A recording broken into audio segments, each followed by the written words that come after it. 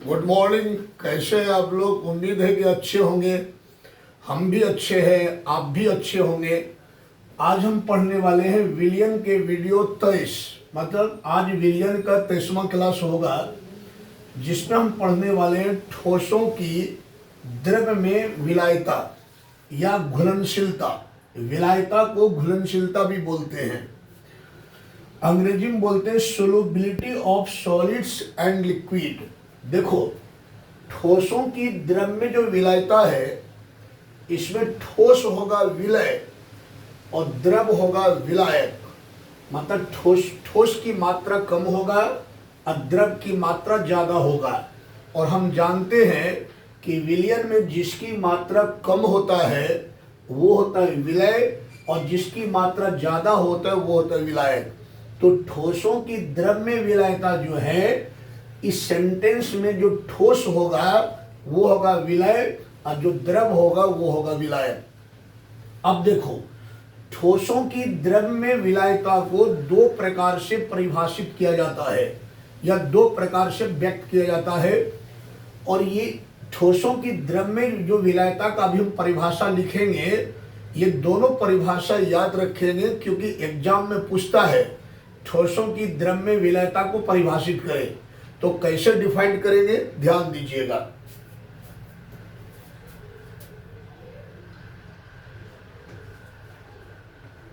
ठोसों की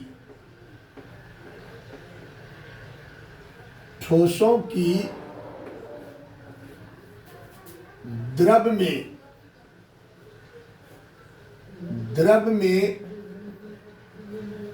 विलायता, द्रव में विलायता को निम्नलिखित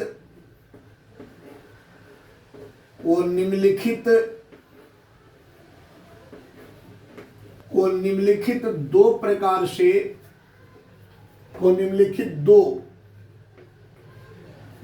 प्रकार से व्यक्त किया जाता है या परिभाषित किया जाता है, ऐसे लिख सकते हैं। निम्नलिखित दो प्रकार से व्यक्त किया जाता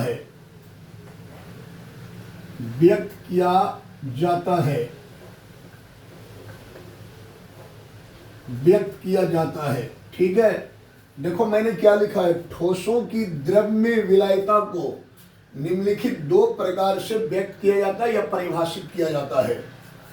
इनमें पहला प्रकार क्या है? तो पहला प्रकार यह है, एक निश्चित ताप पर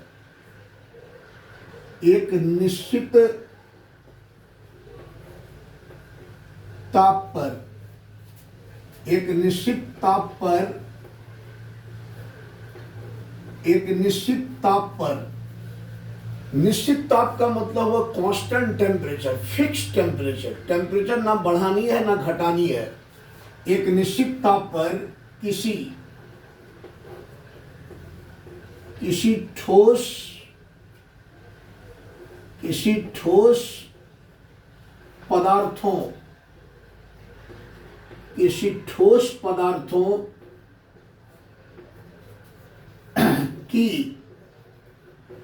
ठोस पदार्थों की ग्राम में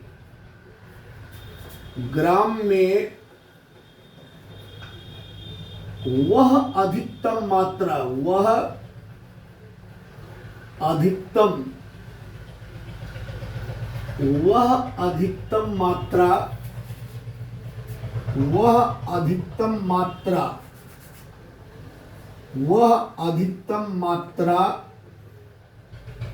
मात्रा को अंग्रेजी में क्या बोलते हैं? अमाउंट। वह अधिकतम मात्रा जो 100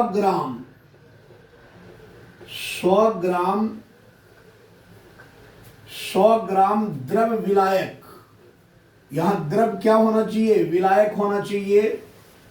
द्रव विलायक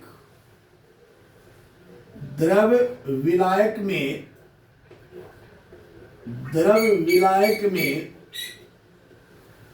द्रव विलायक में घुल सके,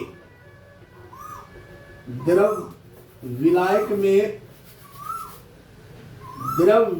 में घुल सके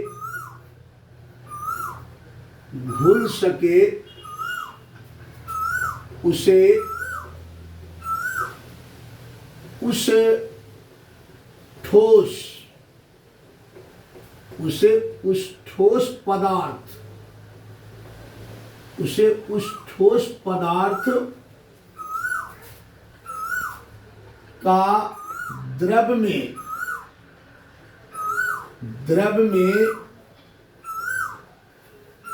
विलायता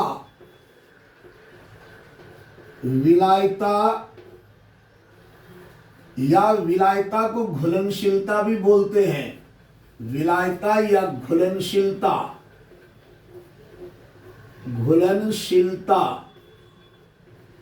विलायता या घुलनशीलता कहते हैं। यही होता है ठोसों की द्रव में विलायता का डिफिनेशन। देखो, ठोसों की द्रव में विलायता का डिफिनेशन होता है कि एक निश्चित ताप पर किसी ठोस पदार्थों या ठोस पदार्थ जो होगा वो विलय होगा कि ग्राम में वह अधिकतम मात्रा जो 100 ग्राम द्रव विलायक में घुल सके उसे उस ठोस पदार्थ का द्रव में विलायता या घुलनशीलता कहते हैं। एक परिभाषा ये होता है, अभी मैंने बताया कि ठोसों की द्रव में विलायता का 2 डिफिनेशन होता है। एक डिफिनेशन तो ये है, दूसरा डिफिनेशन क्या है? दूसरा डिफिनेशन है नंबर 2। दूसरा डिफिनेशन है कि एक निश्चित ताप पर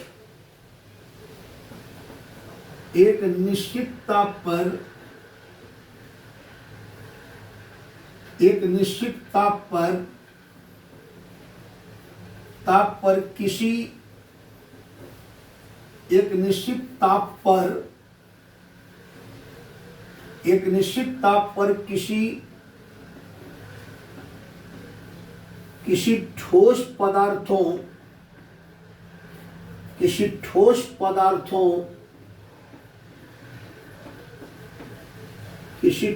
पदार्थों की मोल में, यहां देखो ठोस पदार्थ की मात्रा किस में लिया गया? ग्राम में, और यहां पर ठोस पदार्थ की मात्रा मोल में होना चाहिए। आपको पता है कि 1 mole equal to Avogadro number होता है।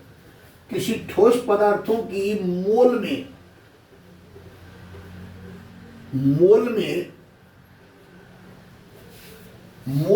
वह अधिकतम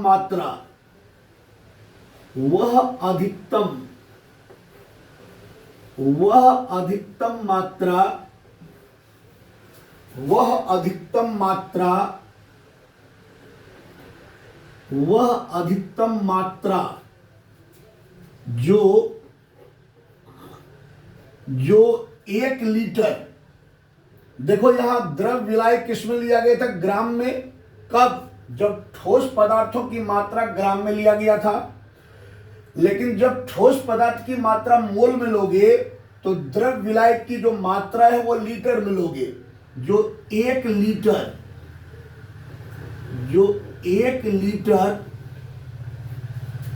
द्रव विलायक में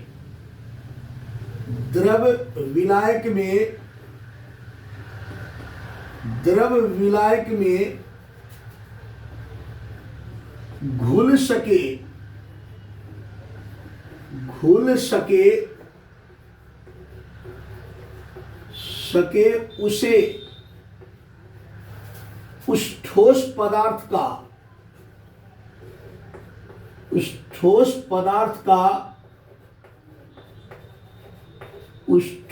पदार्थ का द्रव में विलायता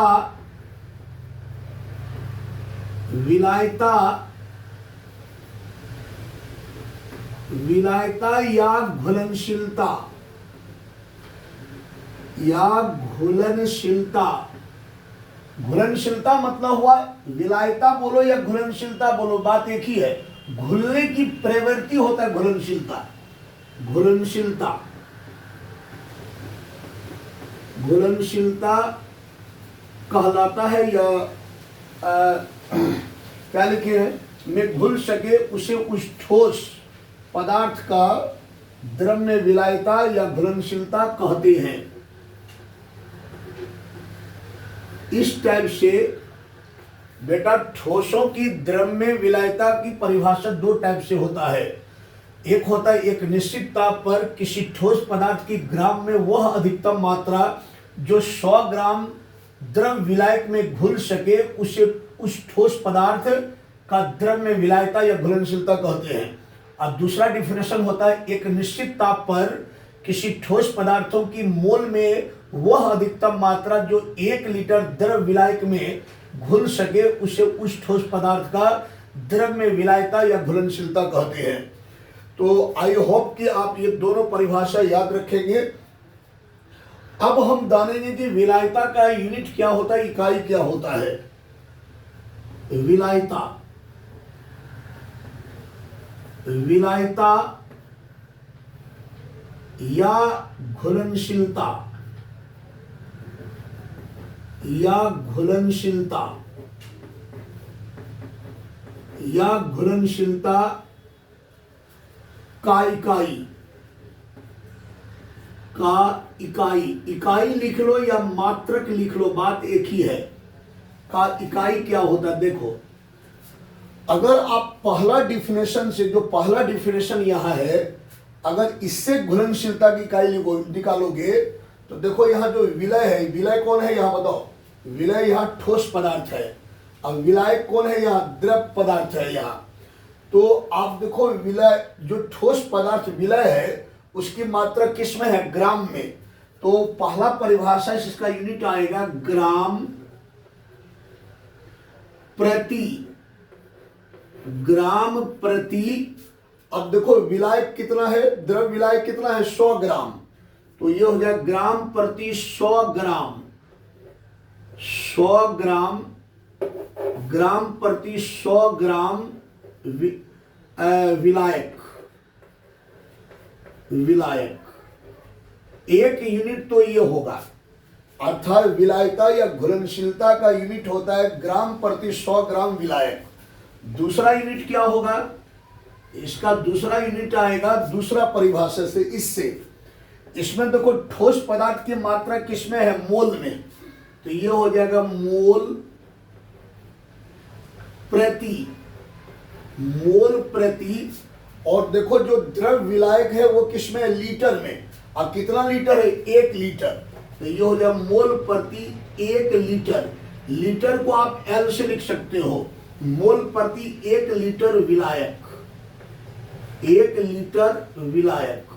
तो ये होता है विलायता या घुलनशीलता का यूनिट। अर्थात विलायता या घुलनशीलता का यूनिट होता है ग्राम प्रति 100 ग्राम विलायक, या फिर होता है मोल प्रति 1 लीटर विलायक। आई होप कि आपने इस टॉपिक को समझा होगा। अब हम पढ़ेंगे कि विलीनीकरण क्या है और क्रिस्टलीकरण क्या है। ये ठोसों की द्रव्य विलायता का ही अगला टॉपिक है, विलीनीकरण और क्रिस्टलीकरण।